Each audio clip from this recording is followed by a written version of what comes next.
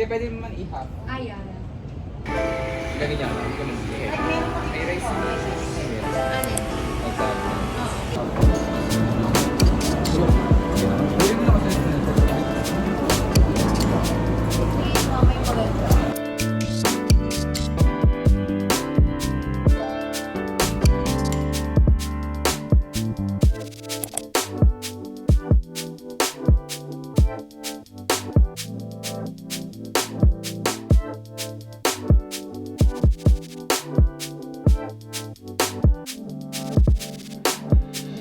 It's a Monday, it's currently 9:15 and I'm going to get ready for the day kasi I have 11 a.m. classes in campus and I was actually reading some of the comments from my previous vlog and you guys said na parang i-list down ko yung mga makeup products na ginagamit ko for school.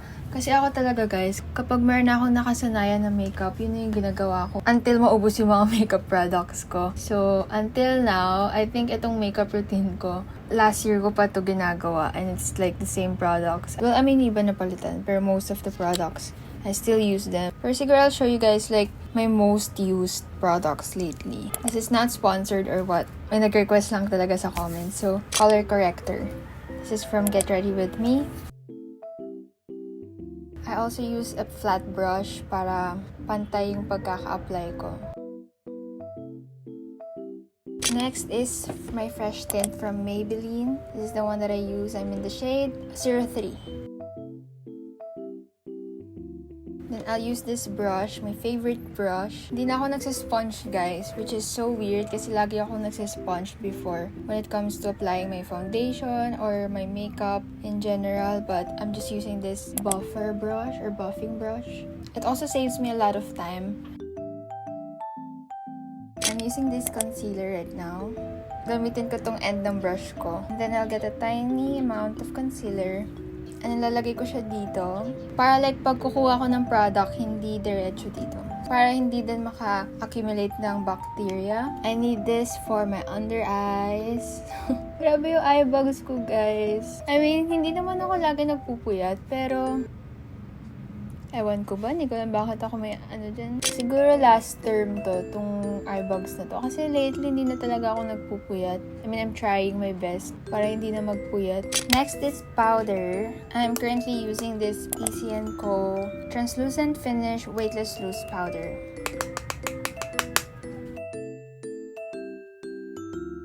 Okay, next. I'm just gonna quickly curl my lashes using this Shuumura lash curler. For my blush, I'm just gonna use this Perfect Diary Glow Face Palette. Na nabasag ko siya guys. Tingnan nyo naman.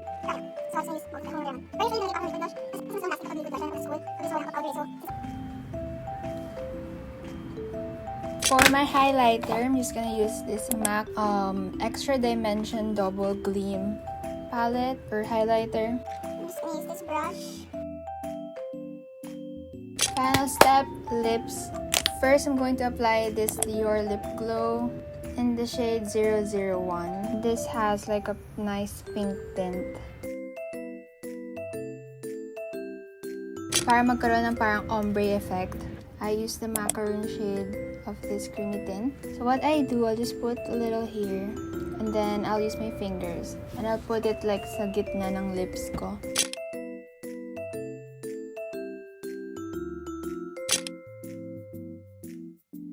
Okay, so now I'm done. So this is my everyday college makeup routine.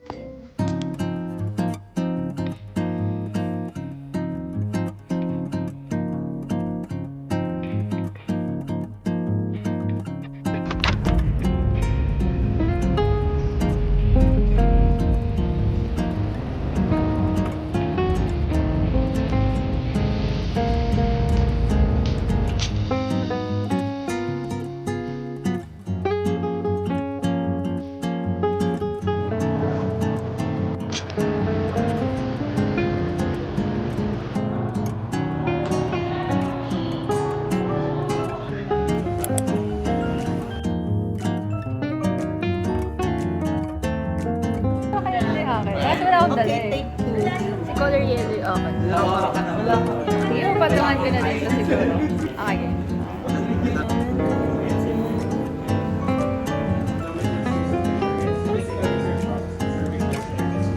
Okay, again, this is just...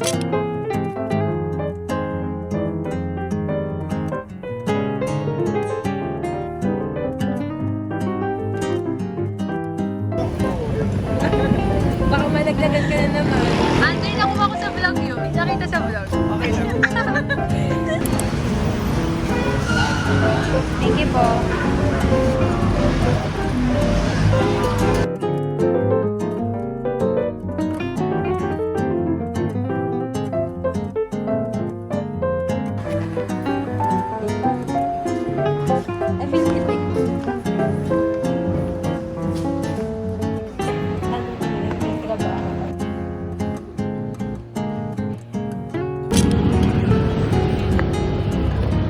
Hi, Babit!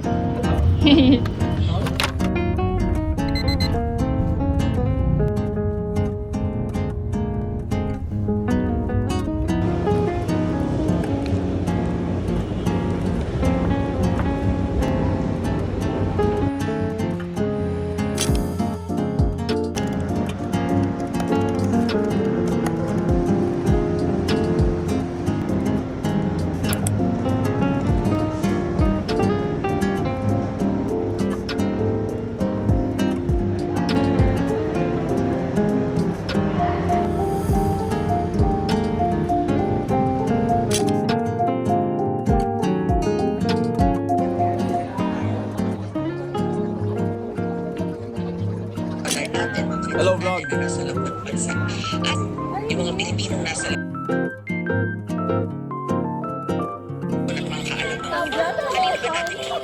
Accomplishment, guys. Natapos ko yung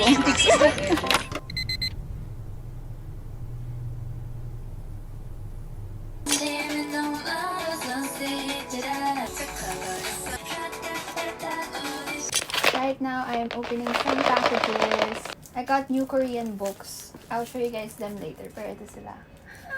Open ko muna yung mga padala. This is from D-Cart. Sa kanila ako bumibili ng mga affordable contact lenses. And nagpadala sila sa akin ng super dami. Grabe. I think yung favorite ko dito is yung Artemis Brown tsaka yung Athena Gray. So yeah, thank you so much D-Cart for sending. Super kilig ako kasi pinagamit ko talaga sila. Next parcel is from Mersey. I think new lippies nila to. 6 lippies. I think yung magugustuhan ko dito is yung Dusty Sunbeam. So let's try this one right now. Please don't mind my face. Wala po akong makeup ngayon at kakaligo ko lang. Like, basang-basa pa nga yung hair ko, guys. Anyway. I like it. Yeah, this is in the shade Dusty Beam. Also guys, Oreo sent me their new collaboration with Blackpink. Alam niyo ba guys, the first time I heard about this, super na-excite ako kasi I love Oreos. Tapos, I love Blackpink. May photo cards nga. Oh my gosh. I'm so kilig right now. Tapos, what else? Ano ito binubuksan? Ay! Oh my god! Nakulat ako. Oh my god, ganun pala siya! Ganito pala siya inaangat. Ah! Wow, ang ganda. Okay, let's try. Cheers! It's good actually. Like, hindi siya malayo sa lasa ng original Oreos. I like it. I'll keep this one na. Book haul kasi I got new Korean books from Sarang Oppa and Shopee. I'll start with this one. If you're into self-help books, personal development, yeah. So this one is called I'm Not Lazy, I'm on Energy Saving Mode. Meron siyang kasamang gato. Laging may freebies talaga sila. If you're familiar with I Decided to Live As Me, na Korean book as well. It's like the same thing. Pero parang ibang perspective na siya. Super love ko yung mga ganito kasi they're just easy to read. Parang hindi naman super deep ng mga vocabs niya. And there's illustrations pa. Super light lang ng mga gantong book. I'm not sure if napakita ko na to, but this is Every Moment Was You by Taewon Ha. These are like more on poems, quotes. Yeah, I got this. And this one, I was so intrigued by this kasi nakalagay, The Runaway Korean Bestseller. So, this was actually recommended by RM from BTS. Parang na-hook lang ako sa book na to kasi I think it's about like a conversation between the author and a psychiatrist. Also how standard therapy works in Korea. I'm so excited to read this. Actually, baka ito yung unahin ko talaga. Yeah, if you guys are interested as well, I will leave the links below sa mga books na to. And let me know if ano thoughts nyo or kung nabasa nyo na to. Magbabasa ako ng comments nyo kasi I'm so excited about these.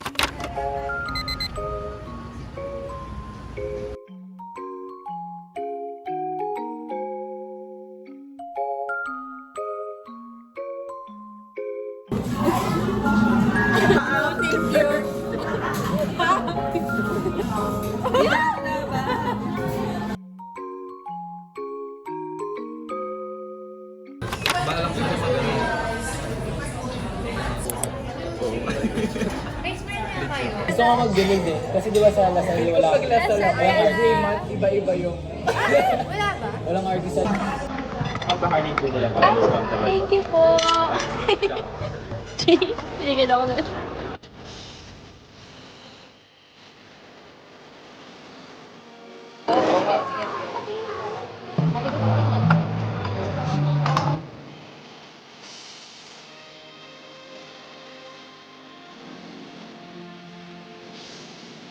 Theater lang siya lang. Theater lang.